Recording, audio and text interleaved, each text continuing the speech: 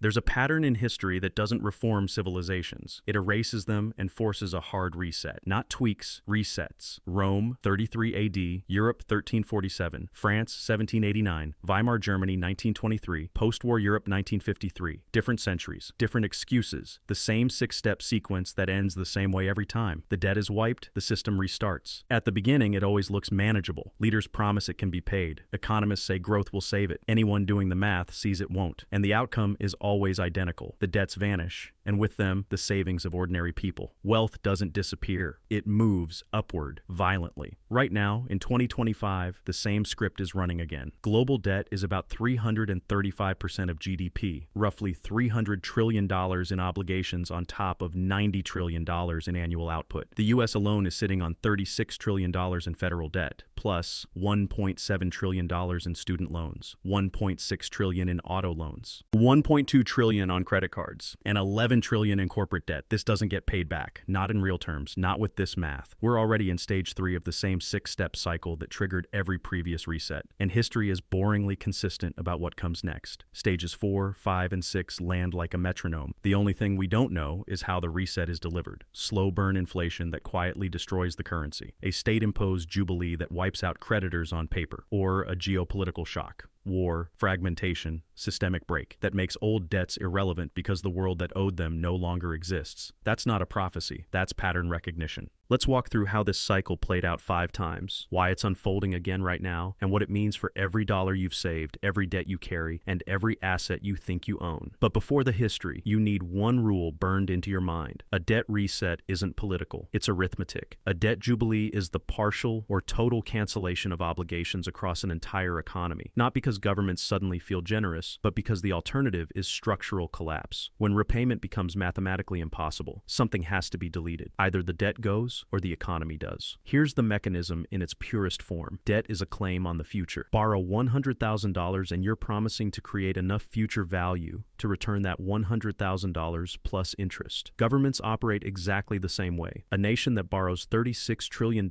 is promising that future taxpayers will produce enough to pay it back. But productive capacity has limits. When total debt grows faster than output, when interest consumes every dollar of new growth, when new borrowing is needed just to service old borrowing, the system crosses from leveraged into mathematical fantasy. At that point, it doesn't behave like an economy anymore. It behaves like a Ponzi scheme. And Ponzi schemes don't fail because people panic. They fail because the math collapses. Run the numbers. Global GDP is about $90 trillion, growing roughly 3% per year. That's $2.7 trillion in fresh output. Global debt is $300 trillion.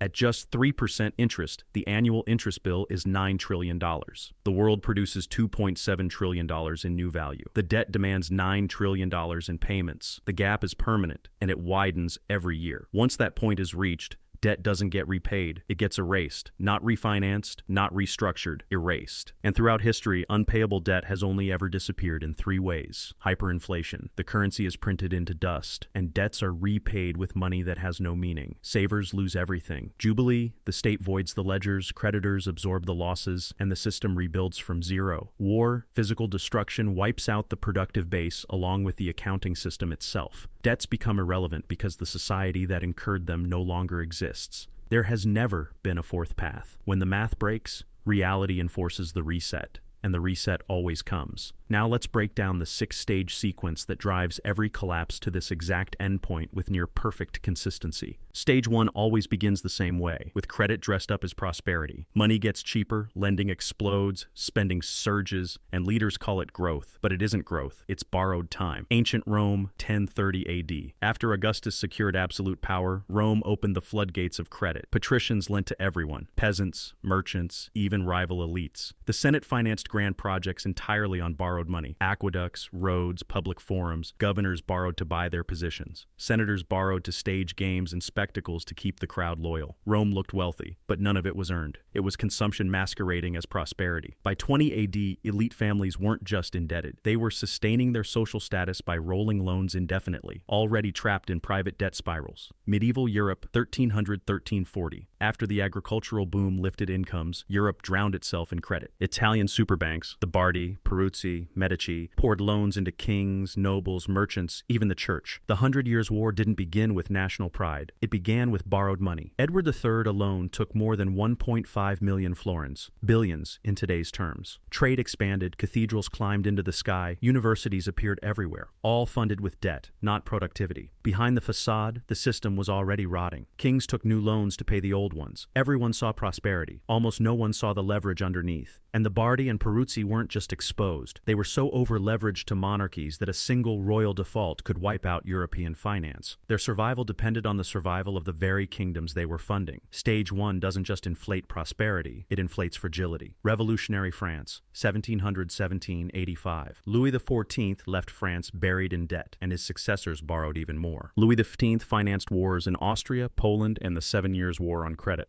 By the time Louis XVI inherited the throne, half of all government revenue went solely to interest. But on the surface, France looked invincible. Paris was the cultural center of the world. The aristocracy lived in absurd luxury. Versailles was engineered excess. And because France was Europe's richest empire, lenders assumed it could borrow forever. The illusion held, right up until it didn't. Weimar Germany, 1918-1921. After World War I, Germany faced 132 billion gold marks in reparations, a number no real economy could pay.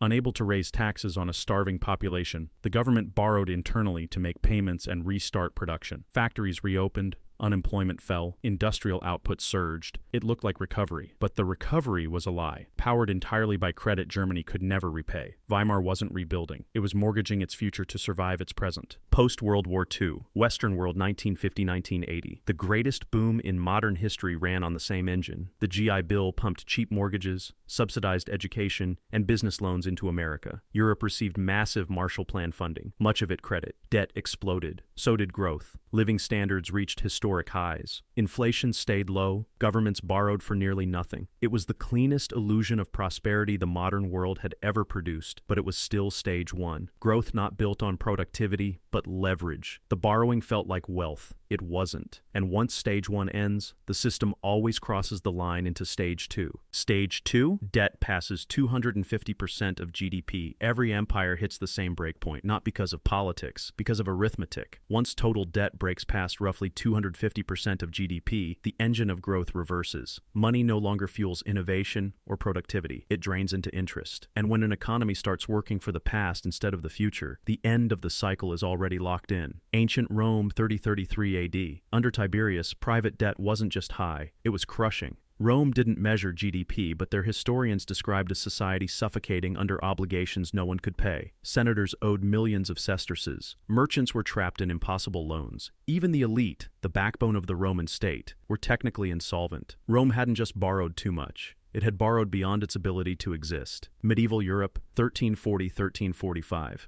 By 1340, European sovereign debt had metastasized. Edward III owed Italian banks more than England earned in a full year. France owed comparable sums. The Bardi and Peruzzi banking houses were exposed to defaults 10 times larger than their capital base. Then the credit market snapped. Lending stopped. Rates spiked. Kings who had borrowed freely for decades suddenly discovered no one would extend them another coin. The system had slammed into the wall. Stage 2 complete. Revolutionary France. 1780-1788. By 1788, France no longer resembled a functioning state. 60% of government revenue was swallowed by interest. Not armies, not infrastructure, not public services, just interest. Total government debt, roughly 300% of annual revenue. And because government revenue was only about 10% of the broader economy, France's real debt load hovered near 30% of GDP. Catastrophic by 18th century standards. Creditors saw the mathematics turning fatal. Rates shot upward. Every new loan cost more, pushing even more money into interest. France wasn't governing anymore. It was feeding a balance sheet that couldn't be fed. Weimar Germany, 1921-1922. By 1921, Germany's obligations, domestic debt plus reparations,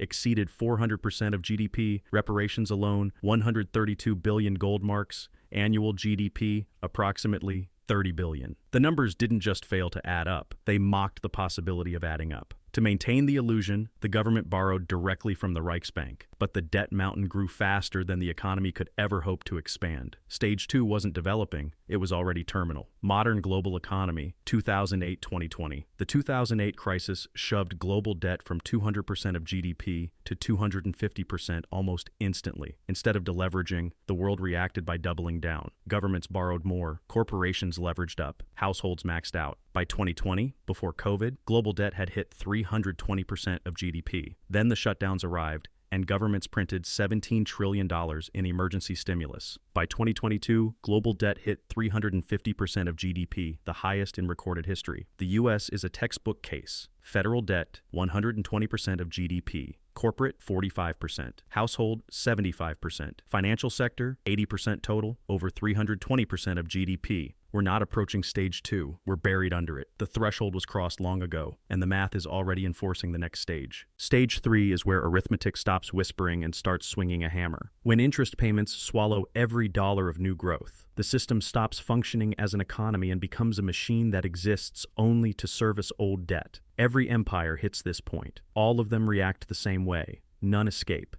Ancient Rome, 33 AD. Creditors demanded repayment. Debtors couldn't pay. The credit markets froze on the spot. No new loans, only calls for old ones. Commerce stalled. Land prices collapsed, and interest devoured Rome's productive output. Money flowed upward to creditors, while the rest of the economy suffocated. Rome wasn't slowing down. It was choking on its own interest bill. Medieval Europe, 1345. Edward III simply defaulted on the Bardi and Peruzzi banks. Both banks had loaned more than their entire capital, and both died overnight. Their collapse detonated the European financial system. Trade vanished. Lending stopped. What little revenue kingdoms had left went straight into interest, not growth. Europe didn't decline. It flatlined. Revolutionary France, 1788, France was spending 60% of its entire tax base just on interest. Not the military, not public works. Interest. The monarchy was taking new loans just to service earlier loans. The literal definition of a Ponzi scheme. Louis XVI begged the nobility to approve new taxes. They refused. He tried to force them. Instead, he lit the fuse of a revolution. Weimar Germany, 1922-1923. Germany owed more in reparations and domestic debt than its entire economy could produce. With no options left, it reached for the final lever: print. The Reichsbank ran the presses without pause. Prices doubled, then doubled again, then doubled again. Money evaporated faster than paper could be pushed out of the presses. Savings were wiped out, not reduced, erased. But the debts remained denominated in gold marks, so Germany's obligations grew even as its currency died. It was financial quicksand. The more they moved, the faster they sank. Modern global economy 2020-2025. The United States now spends about $900 billion a year on interest alone, more than the defense budget. And even at artificially low rates, that number is on track to hit $1 trillion, possibly $1.5 trillion if rates normalize. Meanwhile, real GDP grows by only $500, $700 billion. That means every dollar of new economic output is already spoken for the moment it appears, consumed by interest on the past. That's not growth. That's not stability. That's stage 3, the debt trap, playing out in real time. And we're standing in it right now. Stage 4 is the moment when the system stops lying. Not emotionally, mathematically. It's the point where anyone with a calculator can see the verdict. The debt will never be repaid. Not because people won't pay, because they can't. The numbers no longer allow it. This is where creditors start demanding what can't be delivered. Debtors start defaulting, and the structure begins to split along its fault lines. Ancient Rome, 33 AD. The illusion cracked instantly. The Senate ordered creditors to park 2/3 of their capital in Italian land to stop real estate from collapsing. But nobody wanted to lend, nobody could borrow, and nobody could repay. Debtors were dragged into courts and prisons overflowed. And then the truth surfaced. Rome's patrician families, senators included, were insolvent. They owed more than they owned. Rome's elite wasn't just stressed, it was bankrupt. The debt pile was mathematically unpayable. Medieval Europe, 1347. When the Bardi and Peruzzi banks failed in 1345, Europe's monarchies tried to negotiate their way out. Partial payments, delayed payments, collateral, pleading, none of it changed the math. England brought in £100,000 a year. Edward III owed £900,000. Even funneling every penny of national revenue into repayment for 15 years wouldn't close the gap. Everyone realized the truth at the same time. These debts weren't going to be repaid. Ever. Creditors stopped pretending otherwise. The system didn't collapse loudly. It simply stood there, hollowed out, functionally dead. Revolutionary France, 1789. By the Revolution, France was using all tax revenue just to pay interest and keep the lights on. Necker published the numbers, hoping to shock the aristocracy into accepting reform. What he revealed instead was fatal. Even if France fired the entire government, disbanded the army, and canceled every public project, the debt still wouldn't be payable. The state was insolvent. The Third Estate demanded default. The aristocracy refused, because they were the creditors. Repudiating the debt meant erasing their wealth. The math cornered the country. The politics lit the fuse. Weimar Germany, 1923. By mid-1923, Germany was printing trillions of marks per day. Money turned to dust between morning and night. Workers demanded wages twice a day just to eat. A loaf of bread cost billions. But the debts? They were still denominated in gold marks, in real value, not collapsing paper. To keep up with interest alone, Germany would have needed to produce more than its entire economy. It was impossible. Debtors knew it. Creditors knew it. The government knew it. The lie was over. Modern global economy, 2025. The math today is just as merciless. For the U.S. to pay off its national debt, it would need to run $1 trillion surpluses every year for 36 years straight, while paying another trillion annually just in interest. That would require cutting spending by 70% or raising taxes by 50%. Neither is remotely possible. Globally, $300 trillion in debt would require repaying more than 3 full years of world economic output while still feeding the planet, running governments, and keeping businesses alive. It can't happen. It won't happen. The math doesn't bend. We are deep in stage 4, recognition. Everyone who looks at the numbers understands this doesn't end with repayment. It ends the same way it always ends, with destruction of the debt, of the currency, or of the system itself. Stage 5 begins the moment the system admits silently that the debt will never be repaid, and society realizes someone has to eat the loss. Debtors demand relief. Creditors demand protection. Governments stand between two walls that are moving in. This is where the social fabric doesn't stretch. It tears. Ancient Rome, 33 AD, the plebeians demanded cancellation. Debtors' prisons were jammed. Families were being sold into slavery to settle balances that could never be met. Tribunes pushed for full erasure. The patricians, the creditors, refused, wiped the debt, wiped their wealth. The Senate deadlocked. Riots erupted. Crowds attacked the homes of lenders. Rome wasn't negotiating a financial issue anymore. It was standing on a fault line, seconds before it cracked. Medieval Europe, 1347, 1350. After the collapse of the Italian megabanks, debtors across Europe demanded release from obligations that no longer had lenders behind them. Merchants insisted the debts had died with the bankers. Nobles refused to pay kings who themselves were delinquent. The system was unraveling, and then the Black Death arrived. In 3 years, 30–50% of Europe was gone. Creditors, debtors, tax collectors, death didn't care. Labor vanished, wages exploded, and the entire debt structure collapsed simply because there weren't enough people left alive to enforce it. The plague didn't ask for a reset. It imposed one, instantly. Stages 5 and 6 merged into a single catastrophic event. Revolutionary France, 1789. In France, pressure didn't build, it detonated. The Third Estate, nearly the entire country, demanded default on debts owed to aristocrats and foreign lenders. These debts weren't national, they were the private wars of kings. But the aristocracy refused because they were the creditors. A default meant erasing their estates, their privileges, their identity. So they demanded higher taxes on the peasants instead. This wasn't an argument about finance anymore. It was debtors versus creditors, poor versus rich, 98% versus 2%. And when math and power collide, the result is always the same: violence. Weimar Germany, 1923. By late 1923, Germany hit its breaking point. Workers demanded reparations stop. They demanded the printing presses stop. Strikes rolled across the country. Communists promised total cancellation. Nazis promised the same. Hitler's beer hall putsch was built on a single message: Germany must refuse to pay. The government couldn't obey foreign creditors and maintain domestic order at the same time. Something had to give, and it did. Modern global economy, 2020–2025. The same tension is building now. Everywhere. The left says debt is predatory. The right says inflation is theft. Opposite arguments. Same conclusion. Reset the system. Governments respond with pressure valves: student loan forgiveness, stimulus checks, payment pauses, corporate restructurings. But these aren't solutions. They're sandbags against a rising tide. The tide is still rising. Stage 5 isn't coming. It's here. Stage 6 is the endgame. The point where debt doesn't get paid, it gets erased. Not managed, not restructured, destroyed. The method changes. The outcome never does. Creditors wiped out, savers ruined, wealth transferred, system rebuilt on the rubble. Ancient Rome, the partial jubilee that bled the treasury dry. When Rome hit stage 6, Tiberius tried to stop the collapse with 100 million sesterces in interest-free loans, public money used to bail out private borrowers. Debtors repaid lenders with state funds. Obligations evaporated. The imperial treasury didn't. It emptied. The relief didn't fix the system. It bought a pause. Within decades, the debt mountain returned, higher than before. Later emperors used the only lever left: debasement. They hollowed out the denarius. 50% silver by 200 AD, under 5% by 300 AD. Rome erased its debts not with policy, but with a currency that gradually stopped being money. This is method 1, inflation via debasement.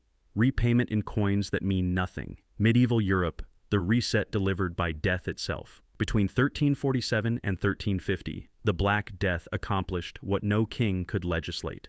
It erased half of Europe, and every ledger with it. Creditors died, debtors died. The infrastructure of enforcement, tax collectors, bankers, lords, died. Wages skyrocketed because labor vanished. Serfs abandoned lords who could no longer enforce obligations. The debts of 1347 didn't default or get renegotiated. They simply ceased to exist because the people who owed and enforced them no longer did. This is method 3, catastrophic destruction, a reset by apocalypse. Revolutionary France, hyperinflation disguised as reform. The assembly seized church lands and issued assignats backed by that land. For a moment, trust held. Then they printed more and more. By 1792, assignats outnumbered the land backing them. By 1794, they had lost 99% of their value. A gold louis worth 20 assignats cost 3,000 only 4 years later. Creditors lost everything. Anyone who trusted the government's paper was wiped out. Method 1 again, hyperinflation, the reset hidden behind the illusion of repayment. Weimar Germany, the purest example of total currency death. By 1923, Germany was printing 500 quintillion marks a day.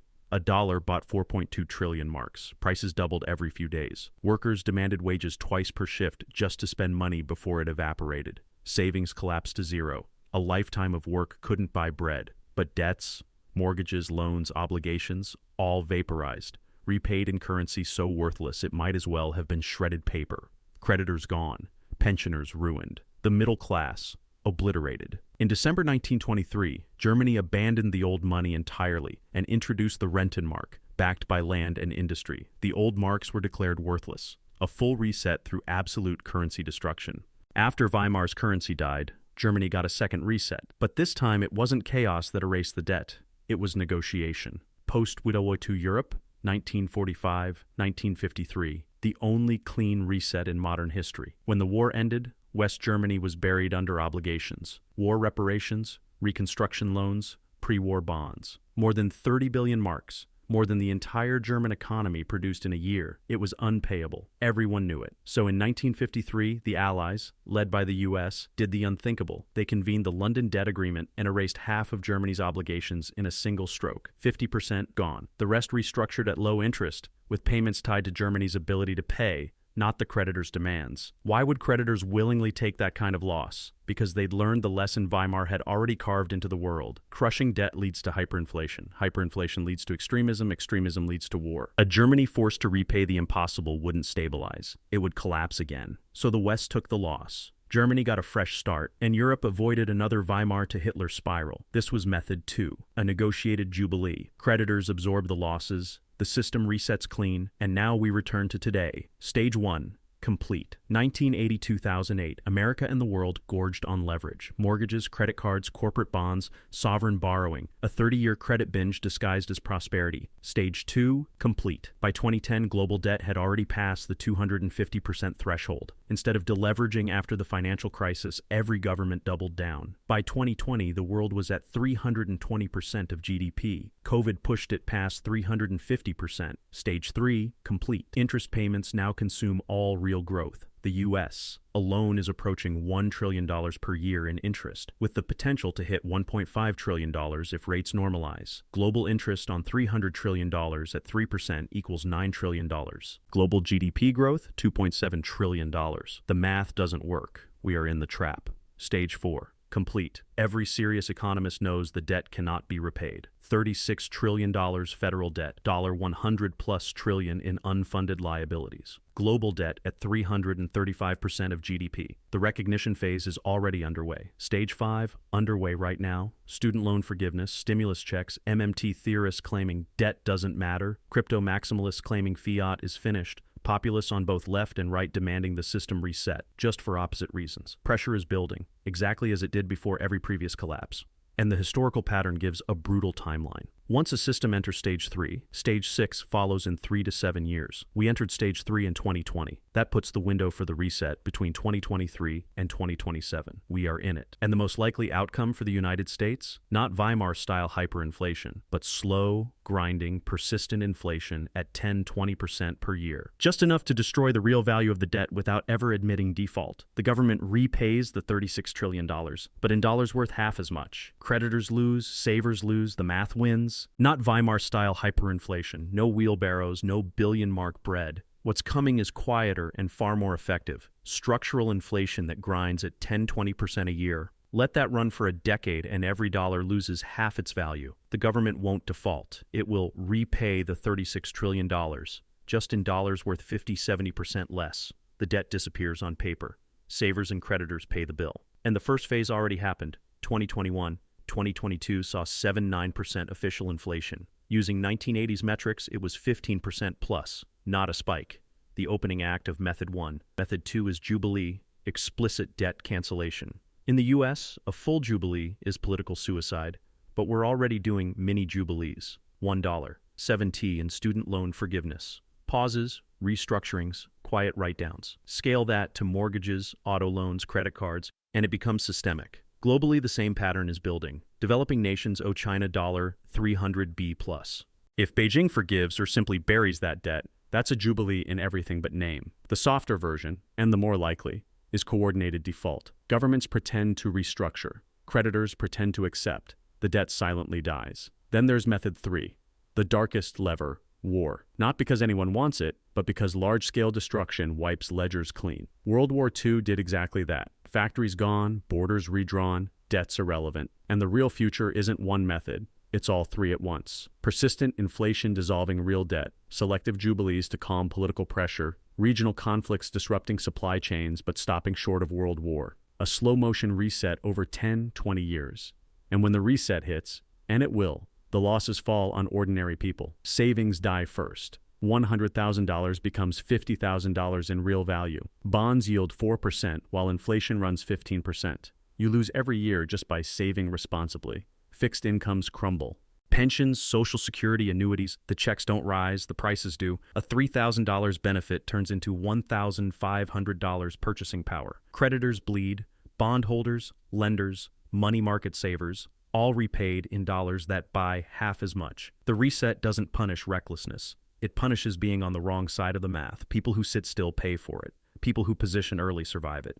You may get every dollar you're owed, but each dollar buys half of what it used to. That's the trap. And while savers get drained, some people walk out ahead. Debtors win. If you owe fixed-rate money, inflation becomes your ally. Your payment stays flat while your income inflates. You repay $300,000 over 30 years. But in real value, it becomes $150,000. Inflation wipes out your debt for you. A silent 50% discount handed to anyone holding a fixed-rate loan. Hard asset owners win. Real estate, commodities, gold, cash-flowing businesses. These don't care what the currency is called. Dollars, marks, francs. Utility survives. Currencies die. Assets don't. But the biggest winners are the people who see the reset coming. They reposition before the system breaks, not after. They stop being creditors. They stop holding melting cash. They hold what survives currency destruction. Here's what that looks like in practice. Minimize cash. Don't hoard balances. Don't sit in money market funds. Inflation dissolves them. Hold a few months of expenses, nothing more. Move into hard assets. Income real estate, gold, silver, farmland. Productive companies with real cash flow. These live through resets. Use strategic debt. Yes. Borrow. A 30-year mortgage at 6% becomes a gift if inflation runs at 10-15%. You borrow expensive dollars and repay in cheap ones while the asset climbs. Watch the indicators. Real inflation, not the official number. Independent trackers show when the gap gets too wide. And watch the 10-year treasury. If it breaks 6-7%, that's creditors sounding the alarm. That's the edge of stage 6. And don't assume the timeline is long. Historically, once a system hits stage 3, stage 6 arrives within 7 years. We entered stage 3 in 2020. That means 2027 is the upper bound, and it might hit sooner. Every historical reset followed the same script. Rome debased its currency. Medieval Europe erased debts through plague. Revolutionary France hyperinflated the assignat. Weimar Germany vaporized its currency in a single year. Post-war Europe erased half its obligations through a jubilee. Different methods, same pattern. 6 stages: credit boom, debt overload, interest trap, mathematical impossibility, political fracture, reset. And the survivors weren't the ones with the most savings. They were the ones who refused to be creditors once the math stopped working. They held real assets. They moved early. They understood the pattern when everyone else trusted the promises. Right now, global debt is 335% of GDP, $300 trillion in obligations. Interest is eating every bit of real growth. The debt will not be repaid. We're deep in stage 3, sliding into stages 4 and 5. Stage 6 is next. So the only real question is this: will you see the pattern in time, or will you be holding cash, bonds, and safe savings when the reset hits? Because history doesn't whisper about what happens next. Debt doesn't get repaid. It gets erased through inflation, jubilee, or war. And when it does, wealth flows from savers to asset owners, from creditors to debtors, from people who trusted the system to people who understood the math. It happened 5 times in 2,000 years. It's happening again now. 6 stages. We're in stage 3, and the rest fall like dominoes. If this changed how you think about debt, savings, and what's ahead, you're finally seeing the pattern. And when the reset comes, you won't want to be learning this. You'll want to already be positioned.